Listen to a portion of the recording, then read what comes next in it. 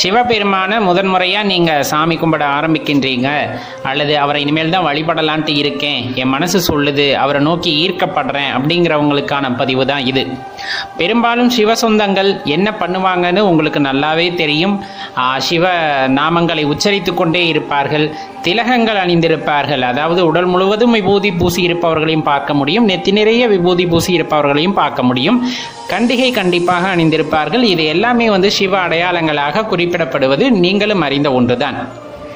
ரொம்ப முக்கியம். சிவபக்தி அப்படிங்கிறது எல்லாத்த விட உயர்ந்தது அப்படின்னு நம்மளால குறிப்பிட முடியும் இந்த இடத்துல. அது என்ன எல்லாத்த விட அப்படின்னா, மனிதனுக்குள் பலவிதமான உணர்ச்சிகள் இருக்கின்றன அல்லவா?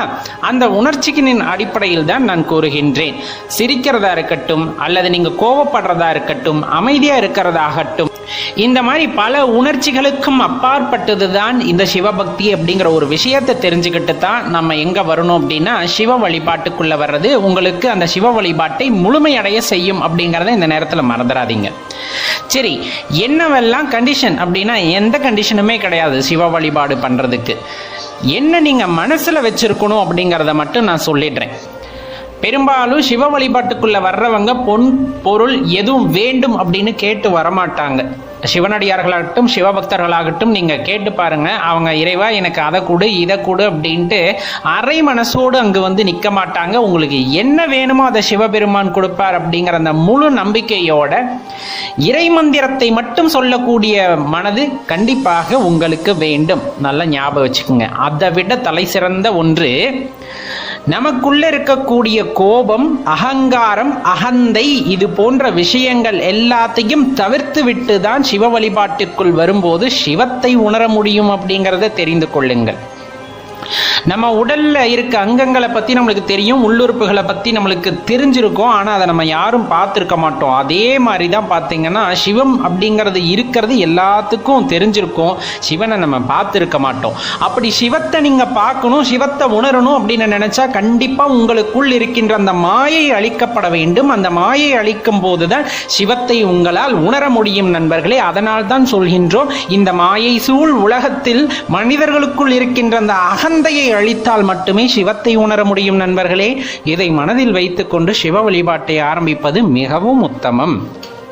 அப்ப சிவத்தை உணர்வதற்கு அகங்காரம் போக வேண்டும். அகங்காரமையா அகந்தையா அப்படின்னா ஒரே வார்த்தை நான் அப்படிங்கிற அந்த ஒரு வார்த்தை உங்களோட அகராதியிலிருந்து போயிடணும். அவ்வளவுதான். எதுக்கு எடுத்தாலும் நான் தான் பண்ணேன், நான் தான் இதற்கு காரணம், எல்லாமே நான் தான். அந்த நான் அப்படிங்கிற வார்த்தை உங்கள் மனதுக்குள் இருக்கும் போது அந்த அகந்தையானது உங்களுக்குள் குடிகொண்டிருக்கும். எதுவுமே என்னதில்லை, எந்த செயலும் என்னால் கிடையாது, எல்லாம் இறைவனால் அப்படிங்கிற அந்த எண்ணம் உங்களுக்குள் வந்துவிட்டால் அந்த அகந்தையானது போய்விடுகிறது. அது நன்மையோ தீமையோ எது நடந்தாலும் ஈஸ்வரன் பார்த்து நடத்தி வைக்கிறதப்பா அப்படிங்கிற மனசு வந்துருச்சுனாலே நீங்க உண்மையான அடியவர் ஆகின்றீர்கள் அப்படிங்கிறத ஞாபகம் வச்சுக்கணும். அதே போலத்தான் இந்த சிவ வழிபாடு பண்றவங்களுக்குன்னு பல அடையாளங்கள் உண்டு. சில பேர் பார்த்தீங்கன்னா உருவமாகவும், சில பேர் அருவமாகவும் வழிபடுவாங்க, சில பேர் அரு உருவமா வழிபாடு செய்வாங்க. இதுல எது சிறந்தது அப்படின்னா கண்டிப்பா இது சிறந்தது அது சிறந்ததுன்னு எதையும் நம்மளால சொல்ல முடியாது. உருவமா பார்த்து வழிபடுறவங்களுக்கு அதுதான் சிறந்தது, அருவமா நினைத்து வழிபடுபவர்களுக்கு அதுதான் சிறந்தது, உருவமாக நினைத்து செயல்படுபவர்களுக்கு வழிபடுபவர்களுக்கு அதுவே சிறந்தது அப்படின்ட்டு நம்மளால உறுதியா சொல்ல முடியும். ஏன் அப்படின்னா சிவ வழிபாட்டில் உயர்ந்தது தாழ்ந்தது என்று எதுவும் இல்லை. சிவனில் மனதை கொண்டு நீங்கள் ஒரு பிடி மண் எடுத்து பிடித்து அதை லிங்கமாக பாவித்து வணங்கினால் அது சிவ வழிபாடே அல்லல்ல. என்னால் அப்படி கூட செய்ய முடியாது. மனதில் அவரை நினைத்து கொண்டு ஒரு ஜோதி ரூபமாக நினைத்து கொண்டு அவரோட மந்திரங்களை சொல்வதும் சிவ வழிபாடே அப்படிங்கிறத மறந்துடாதீங்க. அதனால இந்த சிவ வழிபாட்டுக்குள்ள வர்றவங்க முதல்ல அகந்தையை போக்கி இருக்க வேண்டும். எல்லா உயிர்களையும் சமமாக பாவிக்கும் மனதை பெற்றிருக்க வேண்டும். இந்த மனித குலமே சிறந்தது அப்படிங்கிறதெல்லாம் அகந்தையோட உச்சம். நம்முடன் பழகுகின்ற, நம்முடன் இருக்கின்ற அனைத்து உயிர்களுக்கும் தலைவன் யார் என்றால் அந்த சிவபெருமான் அப்படிங்கிற அந்த உணர்வு. அப்ப நம்ம பக்கத்தில் இருக்கக்கூடிய உயிரினங்களை எப்படித்தான் பார்க்கணும் அப்படின்னா கண்டிப்பா நம்ம கூட பிறந்த இன்னொரு பிறவியா தான் பார்க்கணும். அந்த மன மனநிலை வந்துட்டாலே நீங்க சிவத்தை உணர ஆரம்பித்து விடுவீர்கள் அப்படிங்கிறத தான் நம்ம இந்த இடத்துல சொல்றோம். உயர்ந்தவன் தாழ்ந்தவன் என்று பாராமல் நிலையானது நிலையற்றது என்பதை உணர்வதுதான் சிவம் அப்படிங்கிறத மனசுல வச்சுக்குங்க. இந்த எல்லா கோட்பாடுகளும் உங்களுக்கு நெருங்கி வருது, உங்களுக்கு புரிய வருது அப்படிங்கும் போது கண்டிப்பா சிவத்தை உணர முடியும். சில பேர் குருவின் மூலமாக உபதேசத்தை பெற்று சிவத்தை உணர ஆரம்பிப்பார்கள். மிகவும் சுத்தமான வழிபாடு அந்த வகையில வர்றது, அதுல எந்த தவறும் கிடையாது. உங்களுக்கு நல்ல குரு கிடைக்கிறாங்கன்னா அவங்க மூலமா சிவ உபதேசம் வாங்குறது ரொம்பவே உசித்தம். சில பேருக்கு குருவை எப்படி தேடுறதுன்னு தெரியாது. ஆனா சிவ வழிபாட்டுல ஈடுபடணும் அப்படின்னு நினைச்சா நீங்க ஆரம்பிச்சிடுங்க. பக்கத்துல இருக்க சிவாலயங்களுக்கு போயிட்டு சிவமந்திரத்தை சொல்லி ஆரம்பிச்சிடலாம். சரியான காலகட்டம் வரும்போது சிவபெருமானே உங்களுக்கு குருவை காண்பிப்பார், அல்லது அவரே உங்களுக்கு குருவாக இருந்து உபதேசம் புரிவார். உங்களது பக்தியின் தன்மையை பொறுத்து, உங்களின் பக்தியின் ஆழத்தை பொறுத்து அப்படின்ட்டு நம்மளால சொல்லிக்க முடியும் நண்பர்களே. அதனால சிவ வழிபாடு செய்யறது நமக்குள்ள இருக்க மகிழ்ச்சியை தேடுவது, நமக்குள்ள இருக்கின்ற ஆன்மாவிற்கு இன்பத்தை தருவது அப்படிங்கிறத மட்டும் மறந்துடாதீங்க. சிவ வழிபாட்டை செய்து நீங்கள் உங்கள் ஆன்மாவிற்கு நல்லதை தேடி தருகிறீர்கள் அப்படிங்கிறத மறந்துட வேண்டாம். பெரும்பாலும் என்ன கடமைகள் இருந்தாலும் சிவனை வழிபடுபவர்களுக்கு அப்படின்ட்டு ஒரு சில கடமைகள் இருக்கத்தான் செய்யுது. அந்த கடமைகளை நம்ம தவறாமல் செய்யணும் அப்படிங்கிறதுல எந்த மாற்று கருத்துமே கிடையாது. நம்ம ஏற்கனவே சொல்லியிருக்கோம், சிவபெருமானை வழிபடுறது அப்படிங்கிறது ரொம்பவே எளிமையான ஒரு முறை அப்படிங்கிறது. நீங்கள் தனியாக எங்கேயும் போய் பெரிய பூஜை புனஸ்காரம் செய்யணும் அப்படின்னு அவசியம் கிடையாது. உட்கார்ந்த இடத்துலேயே அவரை மனசில் நினச்சிக்கிட்டு அவருக்கு மனசுக்குள்ளேயே நீங்கள் அபிஷேகம் பண்ணிக்கிட்டு நமசிவாயன்னு சொல்கிற அந்த ஒரு வார்த்தையானது உங்களுக்கு சிவ பூஜையை முடித்து தந்து விடும் அப்படின்னு நம்ம குறிப்பிட்டிருக்கோம். அப்படி இருக்கையில் ஒரு சிவனை கும்பிடுபவர்கள் அப்படின்ட்டு இருக்காங்கன்னா அவங்களுக்குன்னு சில அடிப்படை விதிகள் எல்லாம் இருக்கத்தான் செய்யுது, அல்லது அடிப்படை கடமைகள் இருக்கத்தான் செய்யுது அப்படின்னு நம்ம சொல்லலாம். அப்படி என்ன அடிப்படை கடமைகள் அப்படின்னா, பெரும்பாலும் சிவனடியார்கள் அல்லது சிவனை விரும்புபவர்கள் என்ன பண்ணணும் அப்படின்னா, காலையில் எழுந்திரிச்சதுமே அவரோட நாமத்தை சொல்லி எந்திரிக்கிறது ரொம்பவே சிறப்பான நாளாக அன்னைக்கு அமைஞ்சு கொடுக்கும். கண் விழிக்கும் போதே நமசிவாய அப்படிங்கிற மந்திரத்தோடு நீங்கள் எந்திரிக்கிறது ரொம்பவே சிறப்பானதாக இருக்கும். அதே போல காலையில் எந்திரிச்சாச்சு அப்படின்னா எந்திரிச்சு குளித்து முடித்த பின்பு நெற்றி நிறைய நீர் பூசுவது தவறாமல் செய்யக்கூடிய கடமையாக இருக்க வேண்டும். ஏன்னா அதுதான் வாழ்க்கையோட தத்துவத்தை சொல்றது.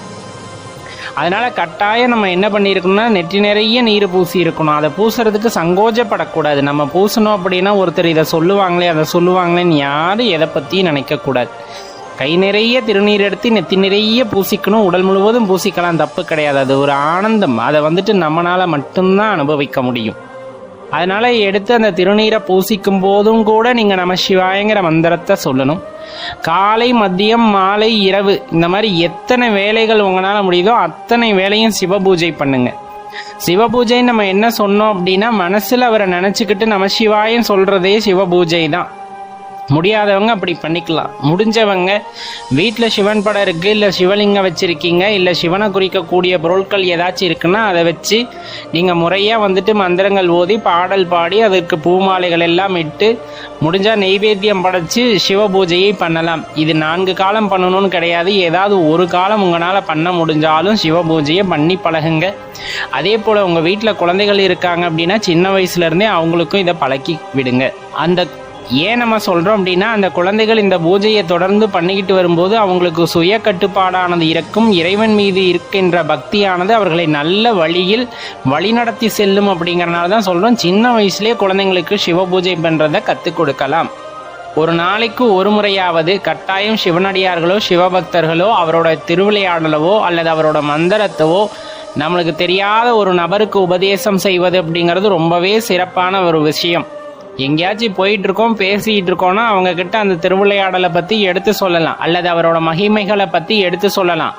அது ஒரு சிவனடியாருக்கோ அல்லது சிவனை விரும்புபவர்களுக்கு அடிப்படையான கடமை அப்படிங்கிறத நல்லா தெரிஞ்சு. அதே போல் நீங்கள் வேலை செய்கிற நேரத்தை தவிர மீதி உங்களுக்கு ஓய்வு நேரம் இருக்குன்னா மனதில் நமசிவாய மந்திரத்தை சொல்லிக்கிட்டே இருங்க. அது உங்களை ரொம்ப நெறிப்படுத்திக்கிட்டே இருக்கும். எதுவும் சிந்திக்கிறதுக்கு இல்லை, செயல்படுறதுக்கு இல்லைன்னா தவறான எண்ணங்கள் நமது மனதில் உதிக்கிறதுக்கான வாய்ப்புகள் அதிகம். அதனால் அந்த தவறான எண்ணங்கள் வராமல் இருப்பதற்காக நமசிவாய மந்திரத்தை தொடர்ந்து சொல்லிக்கிட்டே இருங்க. இப்போ நம்ம சொல்ல போகிறது ரொம்பவே முக்கியமான ஒரு விஷயம்.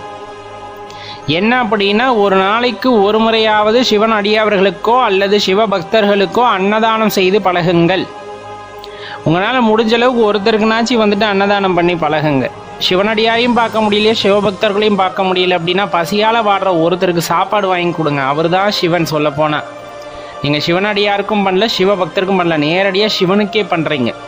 அதனால் பார்த்தீங்கன்னா ஒரு நாளைக்கு ஒரு முறையாவது யாராவது பசித்த நபர்களுக்கு உணவை வாங்கி கொடுங்கள் அல்லது அடியார்களை உபசரியுங்கள் அப்படின்ட்டு தான் நம்ம சொல்லிக்கிறோம்.